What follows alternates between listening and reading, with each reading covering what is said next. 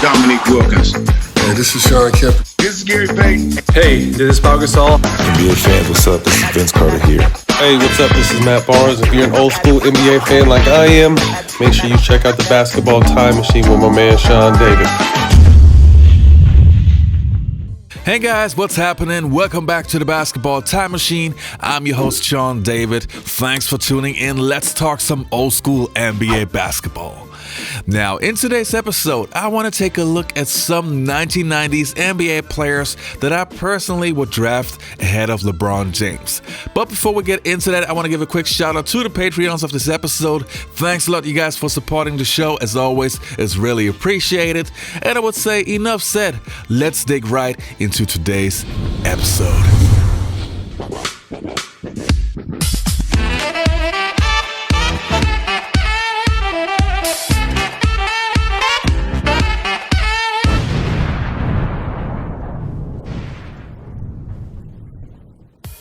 So what exactly does the following list mean? Well, I'm not exactly saying that the players are better than LeBron James, but I'm saying that if I was a general manager, I would pick those players ahead of LeBron James. So let's start with player number 1.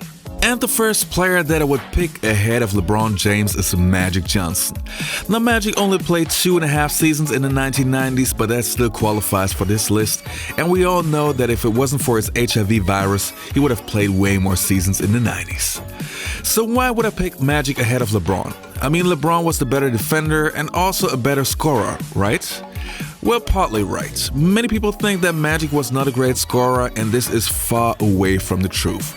I spoke to many of Magic's former teammates, and they all said the same thing. Magic could score anytime he wanted to, but he chose to pass first. The best example of his scoring ability was in the 1980 NBA Finals, where Magic dropped 42 points because Kareem Abdul-Jabbar was hurt and the Lakers needed points. And just remember, Magic was a rookie then. And while he had Kareem Abdul-Jabbar on his team, who is the all-time leading scorer, Magic was still able to average 20 points per game over his entire career. So now that we know that Magic could score if he needed to, let's look at some other attributes.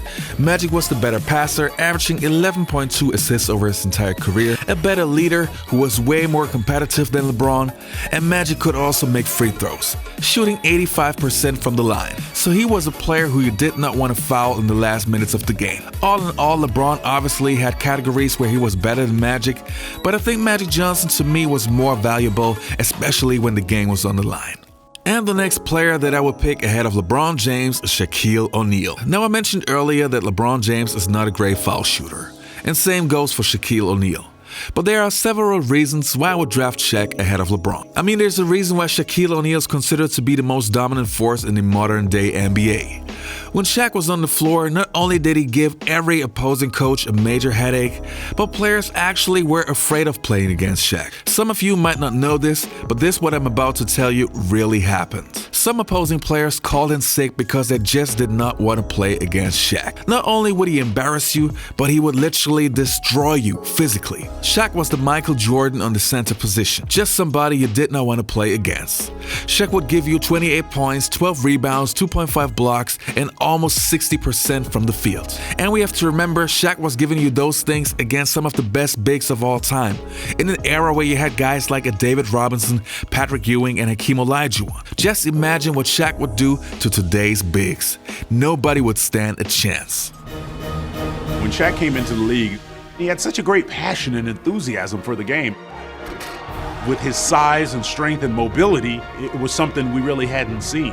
O'Neal runs the floor, takes it all the way. He's huge, he's menacing.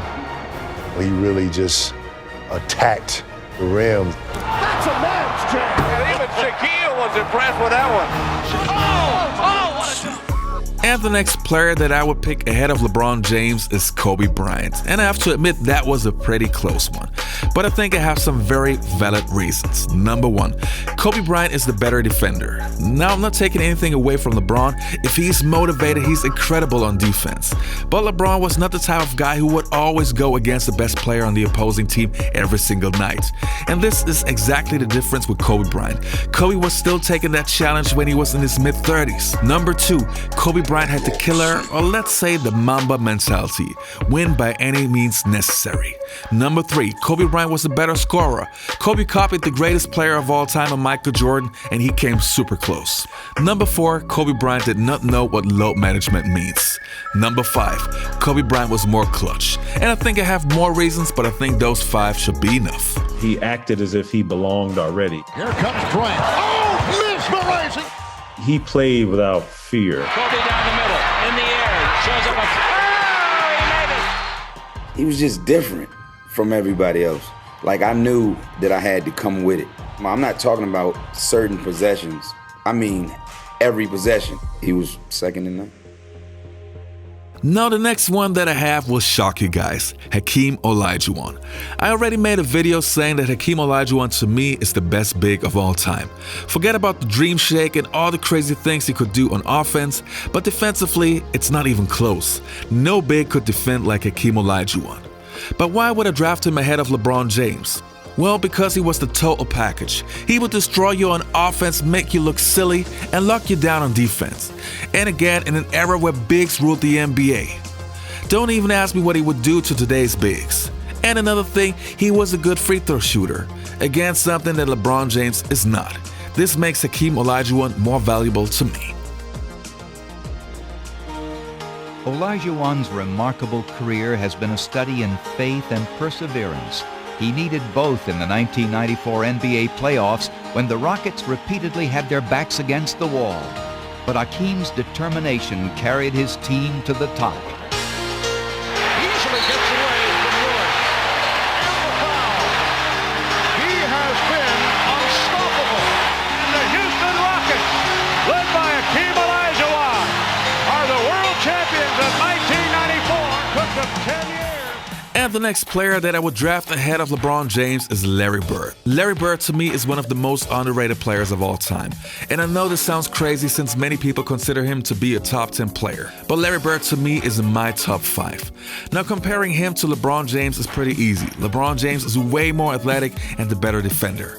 But Larry Bird to me is the better shooter, a better passer, a better rebounder, and more clutch, tougher, and the better hustle player. So many categories. I mean, this guy was insane. So all in all, I would draft Larry ahead of LeBron James. And I know that I'm not the only guy. Larry Bird at his best, LeBron James at his best. And do we have to put the teams too, or just individual players? If there's a draft, oh my God, you can take Bird or LeBron. Oh, I gotta go with Larry Joe. I gotta go with Larry Joe. No, two totally different players, man. Yeah. Listen, Larry was, not to take anything away from,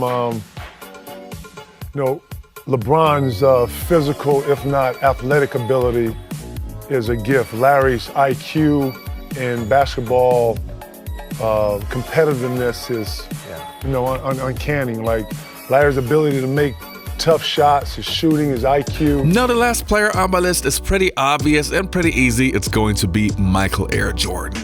And I will tell you exactly why. Many people consider LeBron James to be the most complete basketball player of all time. And I'm not saying that he's not, but I think that Michael Jordan was just as complete. Actually, in fact, I think Michael Jordan had some categories where he's far better than LeBron James.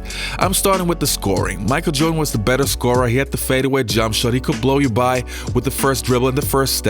Michael Jordan was the better defender, which you could see in the 1988 season where he won the Defensive Player of the Year, which LeBron James has never won. Michael Jordan was more clutch than LeBron James. And there were so many categories where I first would pick Michael Jordan ahead of LeBron James. When Michael Jordan first came to Chicago, he brought with him a ray of hope for lots of fans. Chicago was a city in need of a hero. Michael Jordan fulfilled that role and then some. Michael Jordan. He makes the impossible look ordinary. The first thing that jumps out at you more than anything else is his competitiveness. He had to put up spectacular numbers, but he also, in his own mind, recognized that the fans came to see him do something spectacular every single game. Jordan off the spin to the scoop.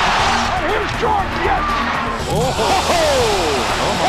That's worth the price of admission in itself. We marveled at his skills, but the thing that really, made him stick out was that his determination and his will to keep keep coming at you and never stop. You know, you'd root for a guy, you'd have a big game, maybe a 30, 40-point game, and you'd sit there and root for him.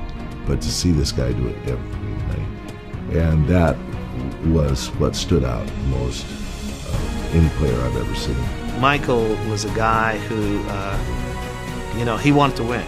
He wanted to achieve that goal, and he was a guy that you could see step up to a certain level to help his team win. The Chicago Bulls have won their first ever NBA championship. All right, you guys, that was it for today's episode. Don't forget to leave a like and also subscribe to the channel and click the notifications button so you always get notified once I upload a new video.